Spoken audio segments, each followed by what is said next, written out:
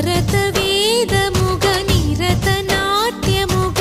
కదిలిన పదమిది ఈశా శివని వేదనగా అవని వేదనగా పలికెను పదము పరేశా నీలకంఠరా చాలి పొందరా కరుణతో ననుగనరా